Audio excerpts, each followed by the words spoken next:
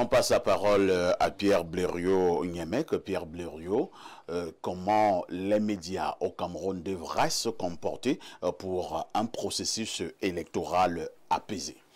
Parfait. Ici, Robert Wafo, qui est l'ami des hommes de médias, hein, il faut le dire.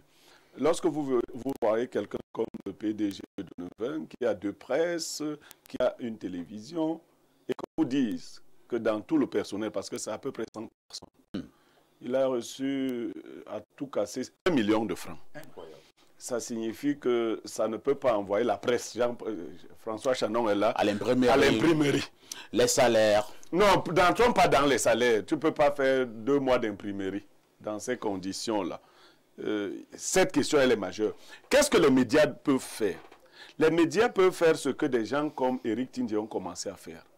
Au lieu d'être partisans, parce que ça, il faut dénoncer les médias qui prennent fait et cause pour un candidat, ou qui font de la surenchère contre d'autres candidats. Si un média décide de parler de manière améliorative d'un candidat tous les jours, tous les dimanches, on peut dire qu'il a pris fait et cause pour ce candidat. Ce n'est pas le rôle des médias. Non, mais si le candidat est également créé l'actualité. Il se sent concerné. Bon, maintenant, Wafo, tu vois, ce que tu viens de dire, nous parlons bien du rôle des médias. Oui. Ils ne doivent pas être partisans. Ils peuvent, à la limite, je prenais le cas du travail fait par Éric Tindjé et d'autres comme le docteur Moussi, définir des profils indiqués aux Camerounais. Parce qu'un bon profil profiterait à tout le monde. Et moi, j'ai été séduit par le profil qui a été indiqué là. On dit que ce candidat doit éviter de susciter des soulèvements communautaires. Mais est-ce que ce n'est pas bon? Bon, si on retrouve dans un candidat... On voit déjà les candidats qui sont éliminés. Non, moi je ne connais... Alors, les médias doivent tenir ce genre de raisonnement. Mais les médias doivent aller plus loin.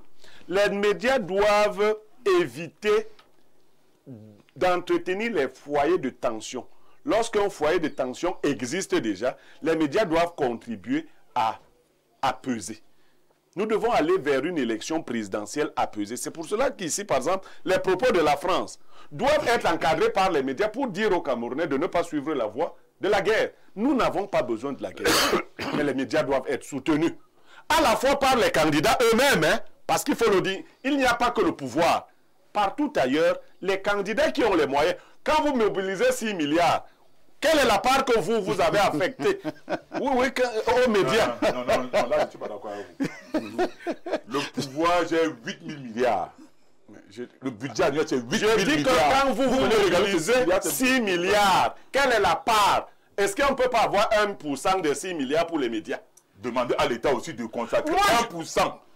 Du budget. Tu ne m'as pas suivi. Je dis que le pouvoir doit accompagner les médias. Les hommes politiques qui sont capables de lever des gros fonds. Vous venez sur les plateaux de télévision parce que vous pensez que c'est vos belles paroles qui entretiennent les caméras. Ce n'est pas l'argent de ceux qui nous dirigent. Non, ailleurs. C'est l'argent de l'État du Cameroun. Non, ailleurs, les candidats de distribution. Ailleurs, les candidats de l'élection mettre des budgets également à la disposition des médias dans le sens de les accompagner. Les médias ont besoin d'un minimum. C'est l'enfant mal aimé des 4 pouvoirs. Ils n'ont rien à l'Assemblée nationale qui avait voté pour eux. Ils n'ont même rien même pour recevoir les opposants que vous êtes sur leur plateau. Ils n'ont rien. Je prends l'info. Même le pouvoir lui-même.